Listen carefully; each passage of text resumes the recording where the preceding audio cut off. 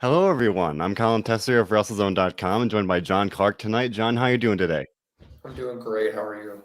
I'm good. We're coming off of night one of NXT TakeOver Stand and Deliver, and it delivered. I thought it was a really good show, and we'll get into it tonight. But before we do, I just want to say this show, like everything we do here at the Zone, is available on any number of streaming services, whether it's SoundCloud, Spotify, YouTube, Apple Podcasts, whatever it may be. We've got you covered. So make sure to leave a like, subscribe, show your support. We always appreciate it. So let's start with the main event here, John. We have a new NXT Women's Champion, Raquel Gonzalez, dethroned Io Shirai. Perhaps a moment that was long overdue.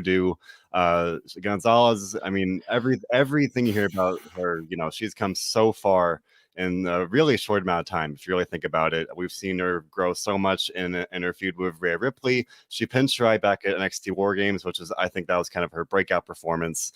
And maybe even for me personally, I'll say since then, I've like it's only a matter of time until she won the title, and now she's got it now. And it was a really great way to do it. Beating Shirai here in a really good match. And I'm excited. I mean, this match, along with many other ones tonight, made it really feel like it's a new era for NXT, and I'm excited to see where it goes. But what do you think of this main event, John, and Gonzalez's victory? I was satisfied with the end of the match there. I don't know if you would agree. It sounds like you do. Yeah, I know Um, I do. Continuing on about the match itself, though, I thought that there were so many good spots. Obviously, the skull they utilized, absolutely terrific. What did you think of that? I thought that was cool. I mean, I would they could just make Io's like whole character jumping off of stuff at this point. She jumped off of I guess that was the cage at War Games with the garbage can. Now she jumped off of the skull. I think she jumped off of the house in your house event. It's awesome. You can just tell that she's a performer that just goes out there every time, especially on a big show like this, and she just gives her all, and But it's contagious. let me ask you this though: do we get a rematch, or do you think EO is moving up? What do you think? I mean, that's the natural question, and we've already gotten several comments about it. Nesha Kerr saying Io must be heading to Raw, that's why she lost. And then Jeff Lynn saying if Io jumps, who's there to make Gonzalez look good? And that, if Shirai does move, like who's left in that sense. And of course, NXT has a very talented women's division. I mean, like I said, that's the natural question, right? I talk about this all the time with Robert, and I think I mentioned with you on Monday. But the WWE Women's Division is always called like the best in the business, really. And I think a lot of times NXT is like kind of holds up that compliment. Like a lot of that depth, a lot of that talent is in NXT. And sometimes the main roster it can feel top heavy, where you call up some of the NXT's top stars to the main roster, and then that's just it's like this, it's the way it works, right? With Sasha Banks, Bailey, all these people came from NXT, and now Rhea Ripley's on the main roster. And some of them maybe in some way you leave Shirai on NXT for a little bit longer. I as you like you just asked, maybe you do give her a rematch. That would make sense, but maybe not in a automatic rematch kind of sense. Maybe they find a way to kind of prolong this feud somehow, even though it was a completely clean win. But it seems like it's a very well received match. Michael Plesac saying that's how you do night one of a major pay per view. Now we're seeing Stephen Chambers saying he'd like to see you move to the main roster, shake it up on Raw. So several people saying they'd like to see her on Raw rather than SmackDown. And in some ways, I mean, I do think maybe SmackDown could use her more. I mean, now that Raw has Rhea Ripley, Io could fit in on SmackDown. If she does get called up, John, where do you think she'd belong? I'm not sure, but I do think she will be getting moved up. I'll say I will say SmackDown just because they probably need her more. I mean, it's weird. Like you and I are saying that, and the viewers are saying they could like to see her on Raw. John, I think you said it on Monday. Like Raw already feels like they could use a major shakeup again. Maybe the bulk of that comes in the women's division. Maybe they've got Rhea Ripley. You bring in Io Shirai, and it's a whole new division almost, where you bring in two top stars like that Um, in short order. yeah, I'd be willing to give them another month or two to try to get more creative. Then maybe we would see, well, it's the booking, not the people. So Yeah, it always is kind of a question like that. Is it the roster, or is it the booking? Jason Michael Campbell wondering if we could see get caught up the night after WrestleMania. I think you said on Raw on Monday, John, and of course everybody knows the Raw after Mania tends to be really exciting. NXT call ups, surprises, any number of things. This would be one big way to do that. So I don't know. I mean, this tends to be the NXT formula where you see, a big star drops the title or loses a big blow off match here. Then this could be a good time to call her up. I mean, no time like the present, and that after WrestleMania, call her up and see what happens. And I'll maintain I think she'd be better off on SmackDown at this point, but not to say that Raw couldn't use her. I just like you just said, John, maybe you give Rhea Ripley some time, maybe you give some other people on Raw some time to step up rather than bringing in more.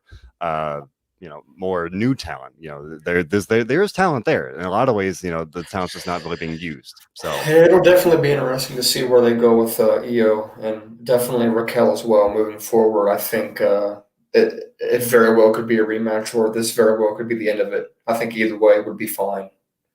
If we don't get a rematch, who do you think would be kind of the favorite for the first challenger?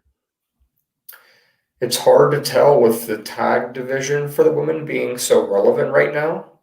We're getting this was covered on TakeOver tonight as well. We're getting a new debut next week. Yep. Maybe that has something to do with it. Now that you bring it up, let's talk about that, because there's most people seem to think that's going to be Taya Valkyrie, and that was even the case heading into tonight. We had the promos of this dog, and everybody always says that's Taya's thing. It has been in the past. And something about this promo tonight, it really solidified in my mind. It's got to be Taya Valkyrie. It's got to be her. Gotta be. I don't know who else it could possibly be. And I hope it is. I was a big fan of hers once there's an Impact. The only possibility I've seen other people talking about on social media was the possibility that it could be Eva Marie making her return. But I think if it was going to be her, she would be Eva Marie. Like, that would be her name. So I think it was Frankie Monet, I believe, is the name that they showed on the screen tonight. So now we know the name is Frankie Monet. That had been kind of reported. And I like the comment from Harold here saying about Toni Storm, because I could see the challenger being Toni Storm also, honestly. Really?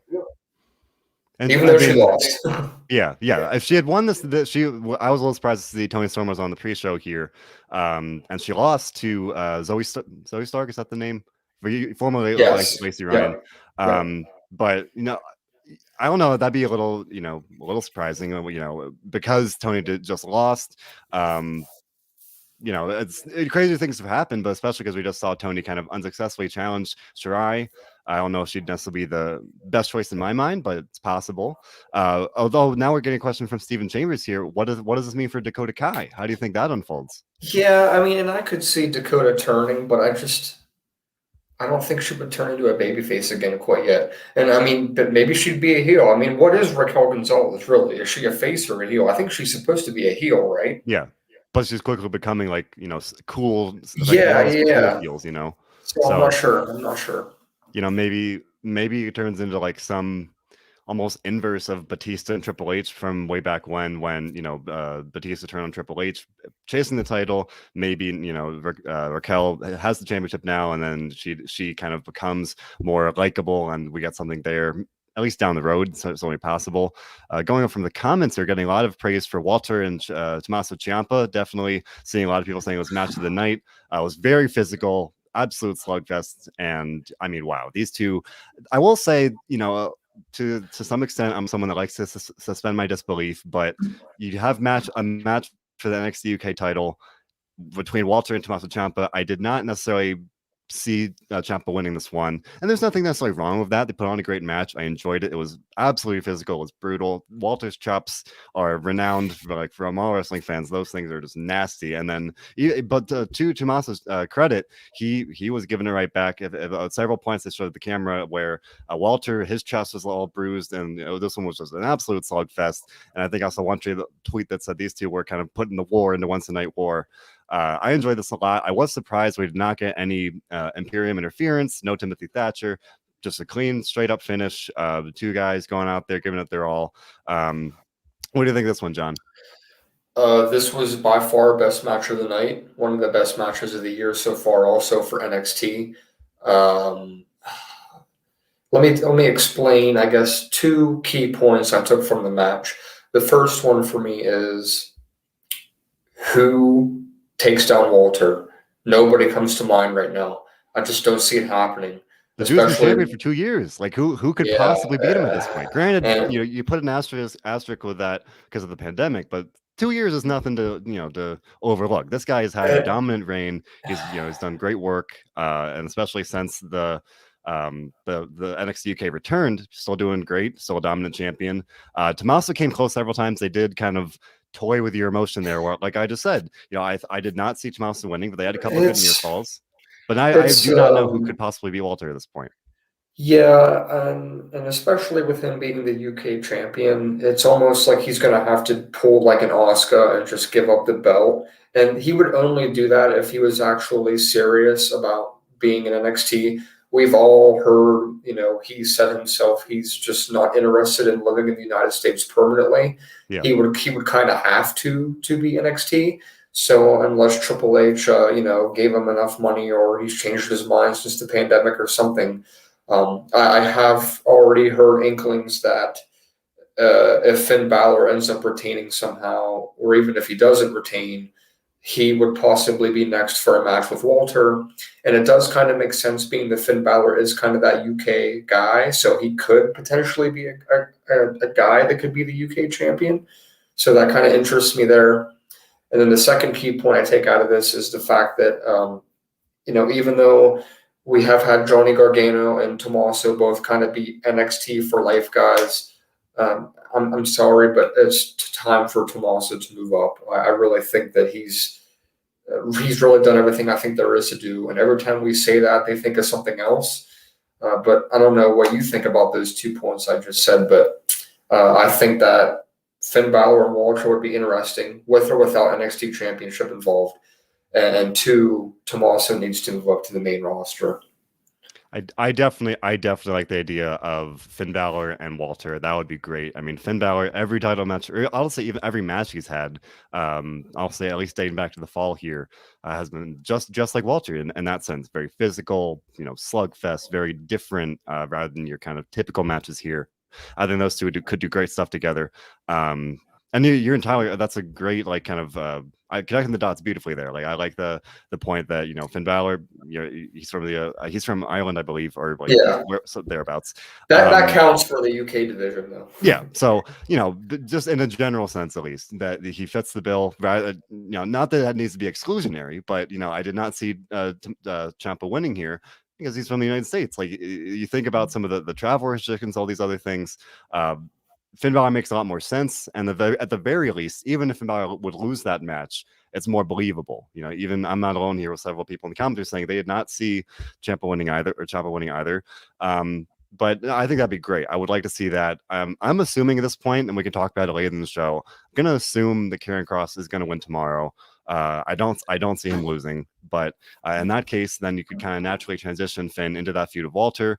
And as for your second point, I mean, that's kind of one of the like paradoxes of NXT. You have some of these people like Gargano, Ciampa, a lot of people that have done so great with NXT that feel so like vital to the NXT brand and its persona, for lack of a better word.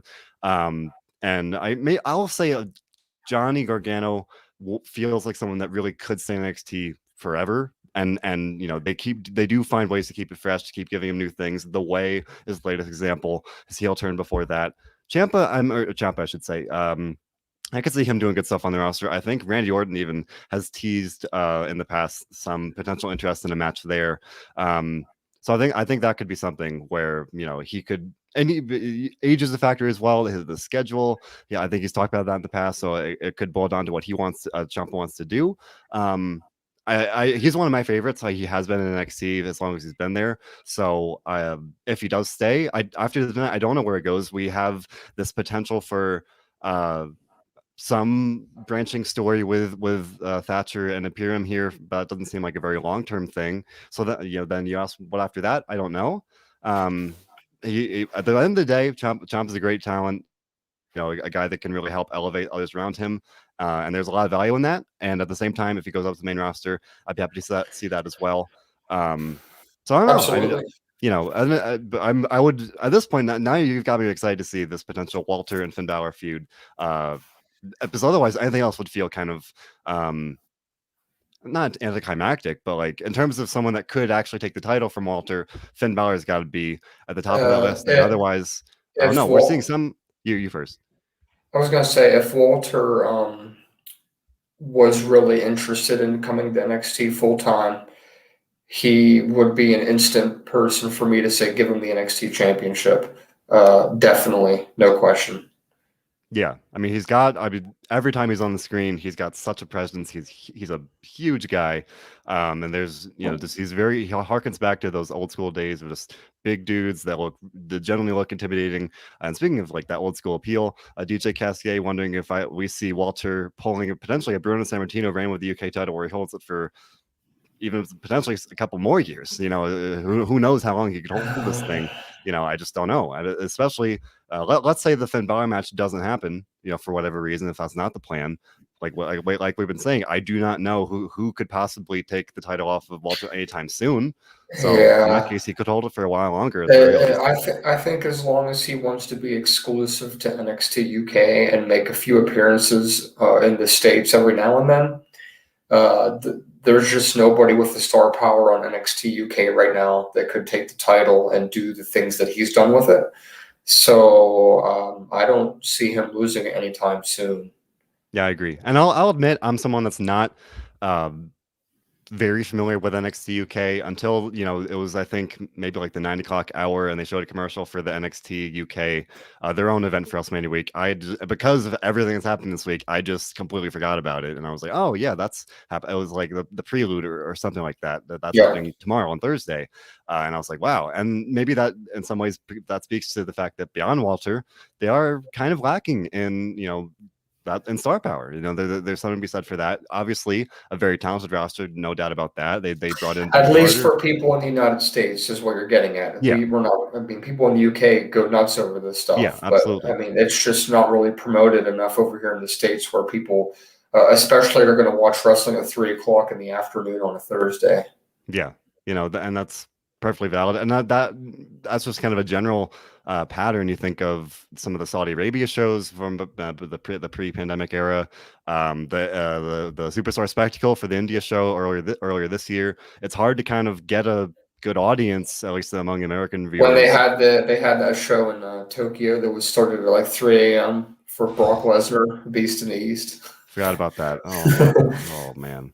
But no, that's exactly it. When you have this weekly show that's at 3 o'clock in the afternoon, it's hard to get a good viewership for that. And viewership and through extension, kind of familiarity and popularity for some of these very talented wrestlers. So I don't know how you counter that or how you overcome that, but by having Walter on NXT is one great way to do it. You build up the prestige of that championship and the champion, and that's probably the best we can do at this point, because that's when the show is, and then I don't see them moving anytime soon. So hopefully, we'll see what happens. I'm hopeful that for Walter, that he could make a couple more regular appearances on NXT, because I want to see more of him. And John, as you were saying, it's something where he has said he doesn't want to move to the United States. He doesn't want to be there full time, unless that changes. We just have to kind of accept that. We are seeing some comments for supporting the idea that Davey Boy Smith Jr.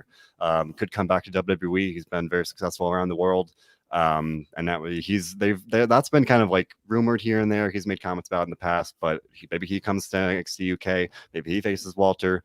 That's certainly possible, or at least if we're talking about fantasy ideas, for lack of a better word, just that's something that could happen.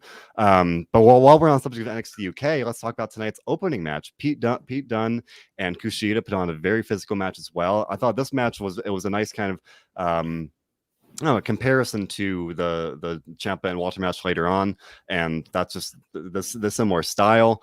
I really am liking how Pete Dunne, every time he wrestles, like you got to hide your fingers. This man will brutalize your fingers, will crack them, and it's so like hard to watch, but like I don't know. He's ever since his feud with Finn Balor, I've enjoyed this guy. Like I said before that, I hadn't really been familiar with him. I know he faced Adam Cole back at Survivor Series 2 years ago, but that's another guy other than some of his main NXT success, I'm not that familiar with him, but I like what I'm seeing, and he picked up a big win here. A nice showcase of a match for these two. But KUSHIDA, another loss in a big match, and this guy's got to win a big match at some point, right? This guy is too talented to be losing all the time. You took the words out of my mouth. I was going to mention there were two things about this match that I didn't like. The first one was that Pete Dunne, for some reason, got new graphics and music. I don't think that was necessary at all. I wasn't a fan of that. I liked his old stuff. But more importantly, and secondly, Kushida again loses. And over the show the past couple months, it has been a repetitive cycle of me saying, he's due. He's facing Johnny Gargano for the NXT North American Championship. He's due to finally win. He loses. Okay, well, now he's facing Velveteen Dream. He's due for a win. He's finally going to win. He loses. Okay, well, now he's facing Dexter Lumis. He's due for a win here. He loses again.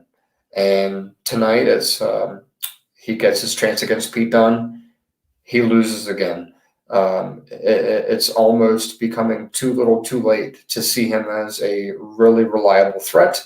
But I do think that he could pull an Elias or Alexa Bliss, as you will, and just move up to the main roster and see success there, having not got any at all in NXT. So I think that's his most realistic path at this point. If you keep him on NXT, there's not really a whole lot he can do, and it seems like his role has only been putting over other people for somebody that needs put over themselves. Absolutely. I mean, we're getting several comments here. He did look great. Like his talent is never. He always does. He always does. He always puts in a great match. I really thought he should have won that match with Gargano at the last Takeover event. That was a great story. That was a fantastic match. That, to me, that felt like the moment to do something with him. And like John, you were saying, he's so overdue for a moment like that. Not that I necessarily expected him to win here, but at the same time, I was surprised he lost because he just keeps losing. He wins on NXT TV, and but he can't win the big one. He can never win Takeover. I don't think he has yet to win a Takeover match. And that's crazy to me. So maybe there's something to be said for, as you just said, moving him up to the main roster, starting fresh to an extent. But then there's the classic narrative where it's like, what's he going to do on the main roster? You think of there are exceptions, of course, but we've seen. And you're right. And he's not somebody like Elias who does really anything outside of the ring. He doesn't really talk a whole lot. I mean, obviously it's not his fault, but he's not really, English isn't his native language. There is some communication barriers there. So, if you think of him sort of like a Shinsuke Nakamura type person, who they're known for their ability to be in the ring and not necessarily talk, if he's going to come to the main roster, that's what he's going to do. He's going to wrestle. So you have to have something planned for him. Yeah. And what that is, I don't know. Granted, either card either brand could really use him in the mid card. You maybe bring him up, put him in a feud for the US or the IC title. Maybe. Mm-hmm. I don't know. I mean, it's a guy. He's obviously a guy that deserves much more than he's been getting. But I point out to I think he'd be a lot better in a tag situation. But there's just nobody you can really put him with right now. I mean, I hate to say it, but like my first thought was like put him with Shinsuke Nakamura, just so that both guys have something. Because right now, we're looking at Kushida losing over and over again at the, at least in terms of his big matches in NXT. Nakamura not faring much better on SmackDown at this point, though it looked like at one point earlier this year he'd be, on the right track to something better than what he'd been getting. But now he's pretty much gonna be a lot. His best hope now is winning the Battle Royal this week, which isn't even on the main WrestleMania card. So, maybe that's something. I certainly hope to see more for Kushida here.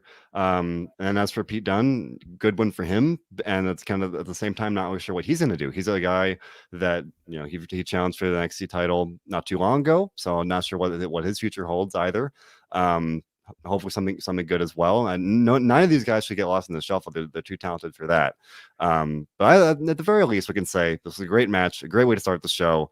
And I enjoyed it a lot. And I will say, even before that, just this was it was a takeover on USA. But they did such a great job making this feel like a genuinely special event. They had what's her name, Nita Strauss or some perform the national anthem. And for the first time that I can ever remember, they were trending #1 in the United States. They were much, much better on Twitter than AEW was, and even just overall #1 trend in the United States. And I do think that will bring a direct correlation to the ratings. I know it sounds a little cheesy to say, but in the last ever head-to-head competition, it looks like NXT will win, which That'd would be have been the first time since, I think, November. and that'd be really ironic. All this talk about ratings and the competition, the Out Wednesday of night out wars. of the statistics that shown, I think they went head to head roughly 90 to 100 times, and NXT only actually won the head to head 7 times. And it's weird that it could be 8 now after tonight.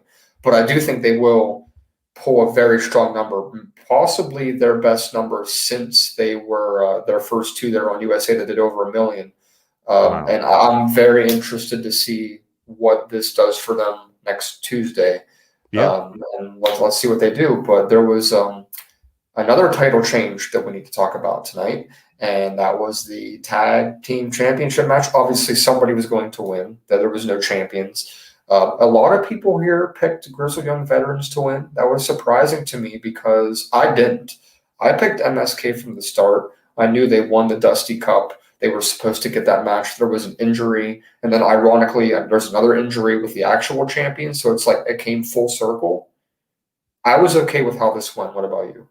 Oh, I really like this a lot. I was thinking during this match that NXT really has just, I'll say for at least for the pandemic era, they've done a great job kind of rolling with the punches, whether it's injuries with Karrion Kross's injury. Now we had Danny Burch hurting his shoulder, so they had to vacate the tag titles.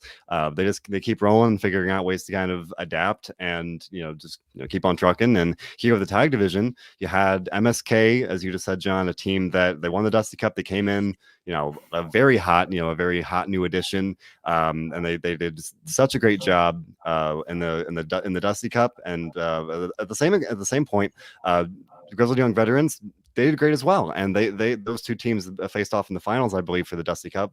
Stole the show, put on a great match. I think I saw earlier today a point that the Grizzled Young Veterans are always the bridesmaids, never the bride. They're always are just there, but they can't quite get the Kushida? right. Yeah, that's a very fitting comparison. And it's a shame. Another talented team, kind of similar here. They lost, and now I don't know what's next for them, but huge one for MSK. Their rise to the top here in NXT has been meteoric, which has been great. I always mix them up. I think it's Wesley and Nash. Wesley is the one I'm thinking of. Yeah. Yes. He has got, to me, he really he has that a special factor to him. I think he could do great things. I'm already looking way too far in the future for it, but I think he's got a lot of potential by himself. All 3 teams looked very good tonight, which is good for NXT. To your point about Grizzled Young Veterans always seeming to be next in line and then it falls, it's almost like there's just a circumstance where they get jumped in line. In this case, it was just that MSK decided to go to NXT. And I think if they wouldn't have went to NXT, I think the Grizzled Young Veterans would have probably won the Dusty Cup. And it's MSK moving forward. The possibilities for good matches are there, especially getting another match with Save and Legado del Fantasma or Grizzled Young Veterans again. And obviously, the champs that went down are going to come back looking for a rematch as well. So there's definitely 3 or 4 teams still in the picture here, but I think we're to that point in the year where we're going to start to see some new teams rising. Obviously, you still got the Breezango there, but they were they kind of phased out. They came back to NXT and they were on fire for a while, but then it's just kind of the phase. They were champions, they lost, and then ever since then, it just hasn't really been anything. So, who would you like to see be the first challenger to them? In terms of pure in-ring match from that perspective, I would say Grizzled Young Veterans, they put on a great match. They could say, they want another chance to win the titles, just directly against MSK here. But then I don't want to have this continuing Kushida trend where, they lose again and then what? Maybe kind of by the same logic for a one-on-one defense, maybe Legado del Fantasma says, "Hey, we want a fair shot at the titles." Maybe there's something to be said for that. And you could also say, another team could come kind of out of nowhere. Breezango could be kind of a wild card, but I don't know. We saw the Dusty Cup. We saw some teams come together. We saw some teams kind of get the chance to show their stuff. So we saw Ciampa and Thatcher come together. Maybe we see something like that. I just don't know. I mean, I will say NXT does kind of tend to find tag teams out of the blue and that you don't necessarily see coming. I think the Bruiserweights from way back when, as I just said, Ciampa and Thatcher are good together. So even if I sit here today and I'm like, I don't really know who I see challenging, And I'm I sure we'll find also something. I also agree with what DJ said there, because I think if Walter is willing to be in NXT for the long haul, Imperium should be considered. But I don't like Imperium in the title picture without Walter being a consistent character on the show. It just doesn't work. I think that's fair. They kind of seem like they should be tied together, but they are a stable, of course. So if we don't get to see Walter kind of stick around, then maybe that wouldn't make a whole lot of sense. So maybe like at least in the short term, I would expect maybe this kind of ongoing 3 or 4-way feud where we've got MSK, Legado del Fantasma, the Grizzly young veterans, and Danny Burch when he's healed up and healthy again, because the champions are going to want their titles. So the NXT's tag division is looking good, very, very talented all around. All 3 teams, like I said, John, look great. In a match like this, you always have one team that seems kind of like you can scratch them off from in terms of like being considered likely to win, but Legado Fantasma looked great. I think it was Joaquin Wilde did a spinning dive to the outside. It looked great. All 3 teams, great tandem offense, great chemistry. Liked it a lot. I'm excited to see what happens next. I mean, I will say that's one thing that NXT really does have going for it, as opposed to the main roster. They've got a great tag division, and even though they keep having these obstacles, whether it's the Danny Burch injury or whatever it may be, they brought in MSK. They've got Grizzly young veterans, and again, like I said, who even knows what else could happen? But I like it. I think pretty much every takeover you can expect the tag division to steal the show, and I think that was the case tonight. Although pretty much every match really, it was one of those rare shows where every match was like a match of the night contender. It was every match delivered, and that's usually the case for a good takeover. But this one was definitely, I think, a very strong show for a takeover overall, especially for one that was technically on cable TV for free. So I thought this was really good, and hats off to MSK. I thought I'm happy for them. They really blew me away when they came in for the Dusty Cup, and I'm excited to see where they go next. Yeah, absolutely. Now, another match that was really enjoyable from start to finish was the Gauntlet match. We got to see, the Gauntlet Eliminator match. We got to see Bronson Reed, LA Knight, Leon Ruff, Isaiah Scott, Dexter Lumis, and Cameron Grimes. And I tweeted during this, pretty much everyone in this match deserves to get pushed to the moon. For me, I'm a huge fan of LA Knight. Really like Dexter Lumis. I really like what Cameron Grimes has been doing. And otherwise, I liked everyone in this match, but to me, those 3 guys really, I see great things for them. But Bronson Reed won, and I was surprised by that. This, I will say, as good as this match was, sometimes it's my enjoyment at least is kind of hampered by looking, I guess, beyond it, where it's I know that the winner is going to face Johnny Gargano, a heel champion, so then you kind of by and large, you can cross off the heel participants. So it's I knew LA Knight wouldn't win, but I wanted him to. So then I thought, okay, if he's not going to win, it's got to be Dexter Lumis. We've seen Lumis and Gargano feuding for a while, and they have faced off, but that would make a lot of sense. But then Lumis lost. And we got to see a little tease of a Lumis and LA Knight feud. So that could be something that's pretty cool for bringing LA Knight and NXT into the spotlight. But Bronson Reed won this match, and he was someone that like I said, you kind of expect one of the babyfaces to win, like Joseph Priestley saying, but I don't know. I'm not. I haven't seen as much of him. As someone that doesn't before doing the show hadn't always watched NXT every week. I didn't see some of his kind of rise to the forefront here. So I'm a little less familiar with him, but I mean, it's a good opportunity for him. I don't necessarily expect him to win tomorrow. And that's what Steven Chambers is asking. I mean, we were talking about Ciampa earlier. Gargano, a guy that with a title, without a title, he's been around NXT, he's been around the block, and I don't think that's going to change anytime soon. So, where he goes from here, I don't know. There's so many people that he could enter a storyline with, and just in general. But I don't know. I enjoyed this a lot, and I guess I'll say I was surprised by the outcome. What do you think, John? Coming into tonight, I thought that Johnny Gargano was going to lose the title. Coming out of tonight, I don't think Johnny Gargano is going to lose the title. I thought Dexter Lumis was going to win the match and then win the title, but then Bronson Reed won, and it just doesn't make sense to me because he really hasn't been built too much over the past couple of weeks. He was the thick boy for a while, and then he was the colossal now. It seems like they're just trying to find the right fit for him. He's obviously a big guy. He's not as versatile as someone like Keith Lee. He reminds me of honestly like a Mark Henry type guy, where he's just big and strong, but he can't really move too quickly. Yeah. So, and I know, Vince likes the big men like that. So, I mean, I'm not that he has a say in NXT, but I'm saying on the main roster, he would be somebody to watch out for. I'm interested to know why Triple H went that direction. I don't think he's going to win, like I said, but I am trying to figure out what the payoff is here. Could it be Austin Theory turning on Johnny Gargano? Could it be, and I think it should be somehow Dexter Lumis getting back in the picture, but I'm just not sure. It was a little confusing to me. The match was okay, but the result was just a little underwhelming. Yeah, I mean, I thought kind of until the end here, this match was really good. Everyone in it looked great. So, win or lose, it was a good way to give kind of Isaiah Swerve Scott the chance to shine. Leon Ruff looked great.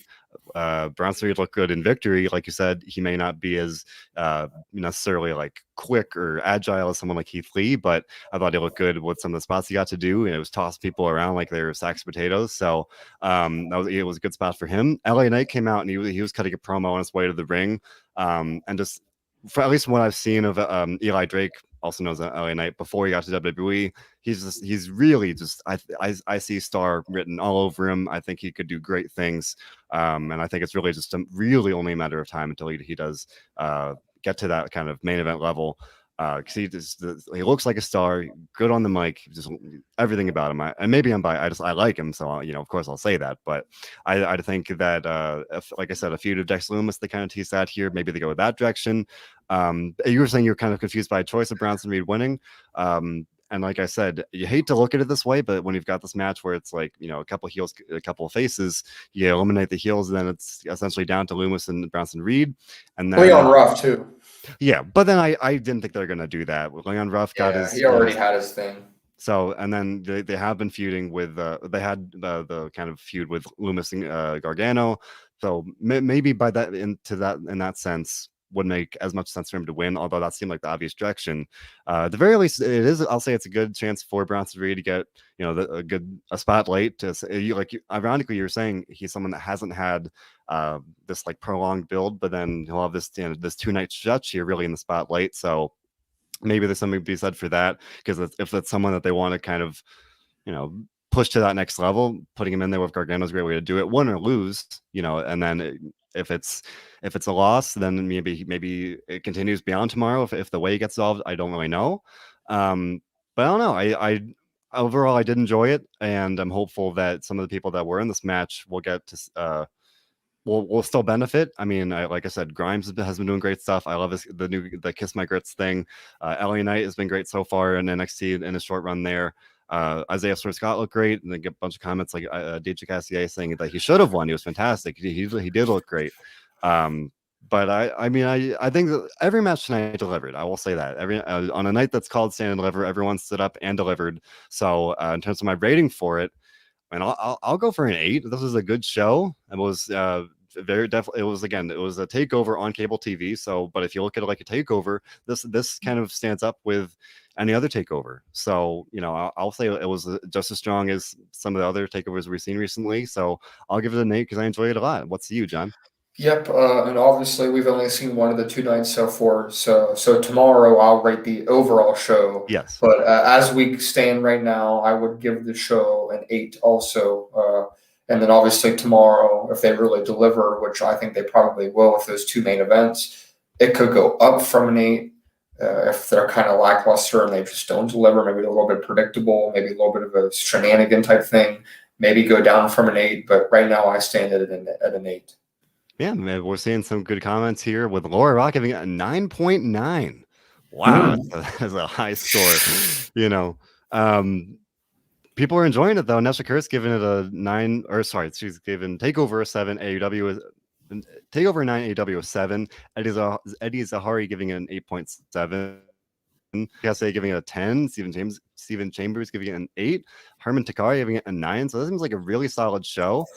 People saying it's better than AEW. Now, I was watching NXT tonight, of course, but AEW was doing a lot of good things too. They had Mike Tyson, they had Chris Jericho cutting a great promo, and of course the Dynamite Dudes of Attitude, Dominic and Marcus are breaking down AEW. So make sure to check that out.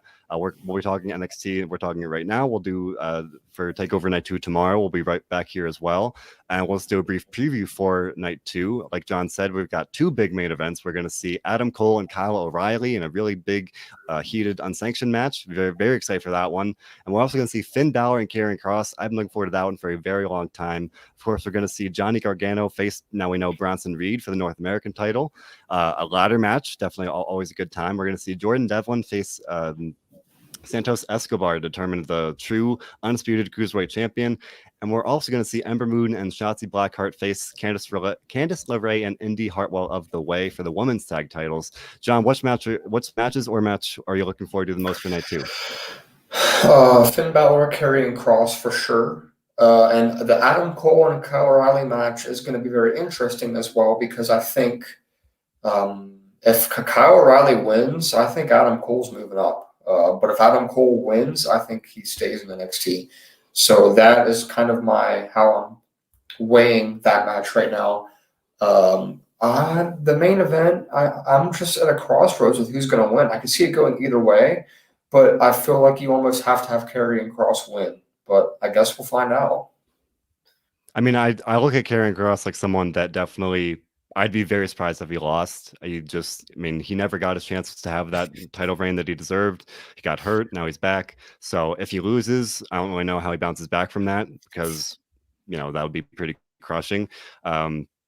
But I'm looking forward to that one the most. I think both guys have got great personalities. They're both 2 of my favorites in NXT overall. But of course, Adam Cole, Kyle O'Reilly, that's going to be a great match. Looking forward to it.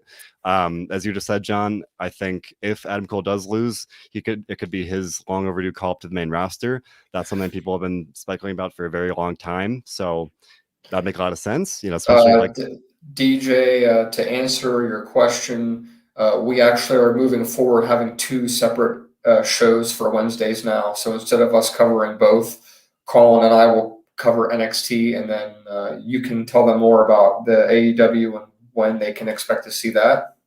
Yeah, we're still working out the new schedule. It's just a lot of changes overall. We've got Impact moving to Thursdays. We've got NXT moving to Tuesdays. It's a whole complicated time, but at least for now, you can definitely expect John and I to do the NXT post show. We'll hear tomorrow for Night 2, and then starting next week when NXT moves to Tuesdays, we'll be doing that post show on Tuesday nights. As for AEW, you can expect the Dynamite Dudes of Attitude, Marcus and Dominic will continue to do AEW coverage, but they'll kind of take up the AEW post show coverage in that sense. And we're trying to work out whether that'll be live or kind of after the fact. But we'll definitely just kind of stay tuned to WrestleZone. Yeah, as always, because so many changes are kind of happening. We're still trying to solidify it, but at the very least, we've got that far. We're still working out the specific schedule, but stay tuned, and we'll make sure to get the information to you as soon as humanly possible. But yeah, it just made sense to kind of split up a little bit. Well, John and I will be doing NXT.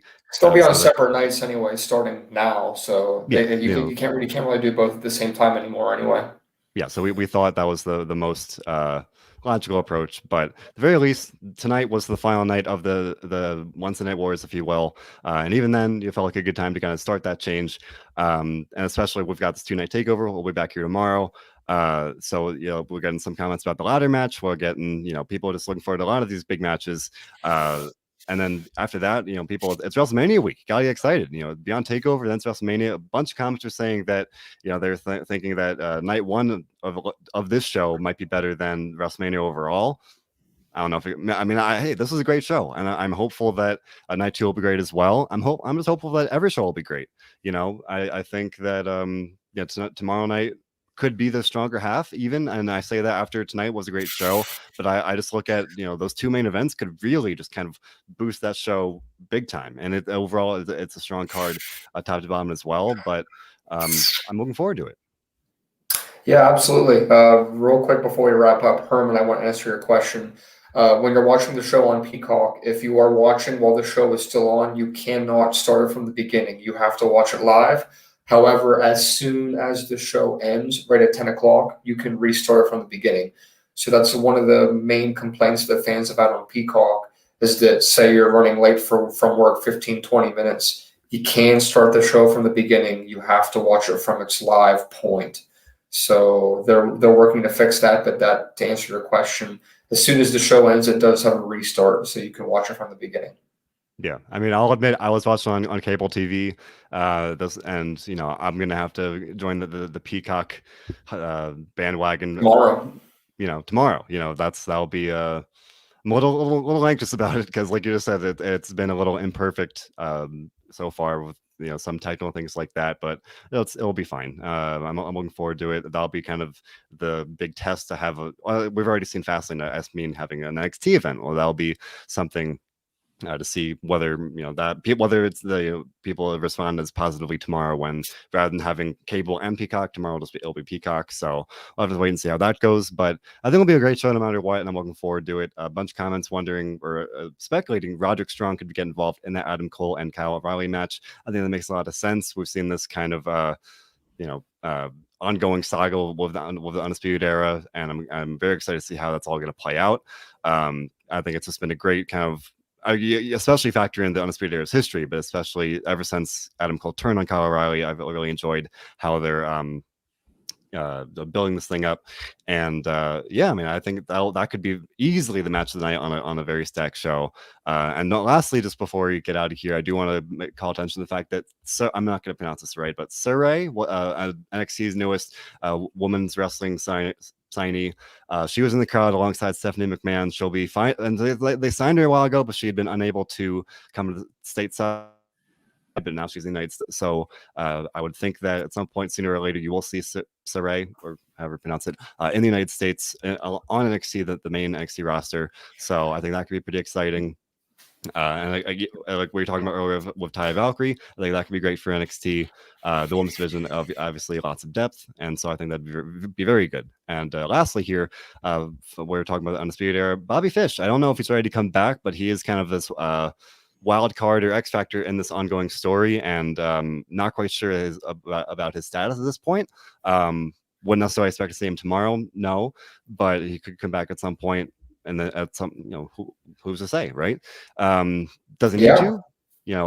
Does he need to necessarily for the for the good of the feud? Not necessarily, because Cole and O'Reilly have been doing a great job, holding it up on their end. But I think the best version of this feud would be to kind of bring all four guys together and kind of play it out there. But I don't know if that's possible or not. So that's one thing we just have to wait and see what happens with it. But I mean, overall here, a very great show tonight. Looking forward to tomorrow. You've got those two great main events. You've got a women's tag team match. You've got Johnny Gargano defending the title against Bronson Reed, and I'm looking forward to it. So, and now kind of transition right into WrestleMania weekend with the 3-day WrestleMania. Was Friday night SmackDown being the unofficial night one, and obviously WrestleMania actually being the 2 nights on Saturday and Sunday. So it'll be great. Of course, we'll have you covered with tons of coverage, whether it's with the news or if it's the SmackDown Double Down on Friday with Robert DeFelice and myself covering SmackDown. And as I said, the Dynamite Dudes of Attitude will be covering AEW, and then stay tuned for any number of interviews we've got coming at you guys. Bill Pritchard recently interviewed Tony Deppen, so look out for that. Bill also interviewed Biggie about his Our Heroes Rock. Great stuff all around. And of course, it's the most wonderful time of the year. It's WrestleMania week, everybody. So get excited, enjoy wrestling, and we'll see you tomorrow for night 2 of NXT TakeOver.